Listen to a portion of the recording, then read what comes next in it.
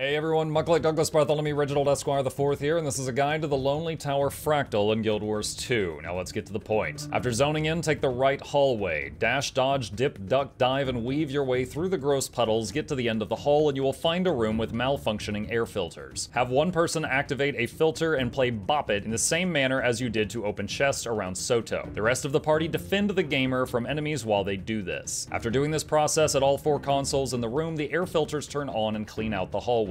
Head back to the entrance and head down the other hall. There is one more air filter at the end of this hall, do the same thing here. After this, you will come to a room with 2 characters you may recognize, Deimos and Ceres. If you have done raids and or strike missions, you may already know their abilities. In case you do not, Ceres' skills to be aware of. When he gets a giant circle animation, just dodge it. When everyone gets circles, move away, dodge and drop the puddles, and then get back to the boss. When one person gets a notification that they are targeted by a special attack, run away, and a clone of you will come out of your body and start walking toward him. In the strike mission, you would usually kill these, however, the boss in 5-man Fractals has such low health, it's better to just drop the clone off far away and then just focus on the boss. Deimos' abilities to be aware of, in case you don't know them. The pizza slices fires knockbacks around him in a circle, starting at the front of him and ending at the back. When he does this, dodge toward his front. Oils is a dark puddle that appears in the room. If you stand in it, it will grow until it fills most of the room. Just try not to stand in these. It does do less damage than its raid counterpart, of course, but it still stings. Lastly, he does the animation for his giant boom ability from raids, but it hardly hurts here, and there isn't much to be done about it. During the Deimos raid encounter, he will occasionally target the farthest away player and start spawning what looks like puddles of hands clawing out of the ground at them. These do damage, and if they come into contact with Deimos, they will give him buffs. So if you start seeing these appear underneath your feet in the Fractal, simply run away so they are not near him, and then come back once they are over. Just focus down Ceres since you come to him first, then take down Deimos after. After taking these 2 out, you will come to the final room. Yep, you're almost done. In this room is a small pack of trash mobs. Take them out, and then the final boss will spawn. This boss has one single phase. He never gains new abilities and uses the same ones throughout the entire encounter. Here are his skills. He will frequently spawn colored orbs around the room. Each of them gives you a positive and negative effect once picked up. If you don't pick them up, then next time the boss does a move that gives him a break bar, he will absorb all the orbs still on the ground and give himself many buffs. The TLDR version is have your healer pick up the blue orbs. They reduce incoming and outgoing damage, so you don't want DPS picking those up. Have your DPS pick up every other color orb. The detailed version of what each orb does is here. You can have each person responsible for a color or 2, or just have DPS pick up non-blues and be done with it. I'll also add here that one of the worst orbs for the boss to absorb is the green ones. If he gets a green one, he will get a chance to corrupt all of your boons on every attack he does, which is devastating. His next move is a shockwave that will pulse a few times before firing. This hits incredibly hard, and you can dodge forward through it or jump over it. I recommend dodging through it as it's less prone to error. After the shockwave fires, it will leave damaging cracks on the ground. These do minor damage, but if the boss gets buffed, so do these. The cross move fires large lines in 4 directions that will corrupt all boons. This doesn't hit as hard as the shockwave, but all your boons corrupted means you will be weakened, covered in dots, possibly feared, etc., and is extremely debilitating. This attack covers a wide area. If you are in melee range, dodging backward often doesn't get you out of it. However, if you are in melee range, you can stand directly in the center of his hitbox to avoid the attack. The slap chop. You're gonna love my nuts. You will do this move immediately after the cross on roughly every other cross that he does. It will vacuum you in, and if you get pulled in too close, it will chop you up. If he has the earlier mentioned buffs, it will be potentially corrupting your boons while it's chopping you, making it much more dangerous. If you choose to stand in his hitbox for the cross, you will need a defensive or mobility tool to survive the slap chop that follows. Bomb footsteps. You will start leaving circles on the ground and they will detonate after a few moments. If you see this, you can run around so that you are leaving a trail of them behind you, and then get back on the boss when it ends. This move is virtually identical to the Quaggan's attack from Anka.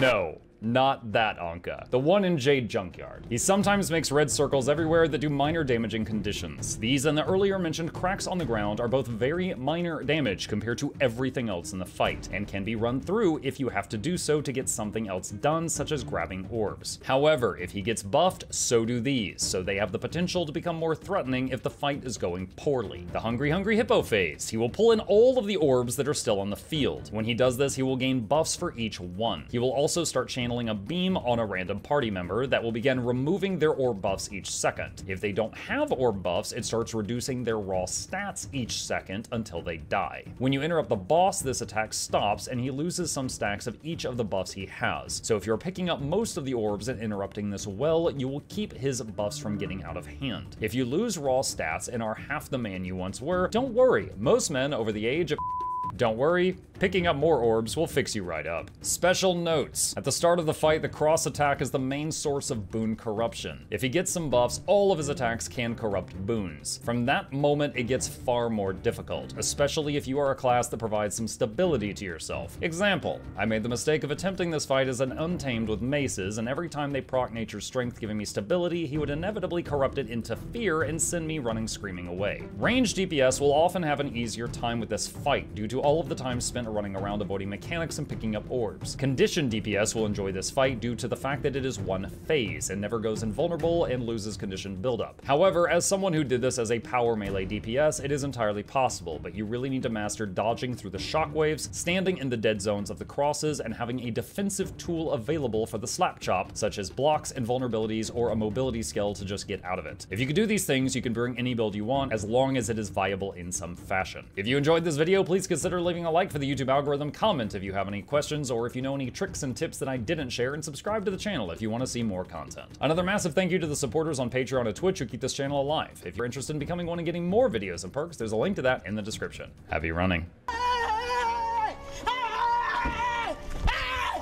Why are you running? Why are you running?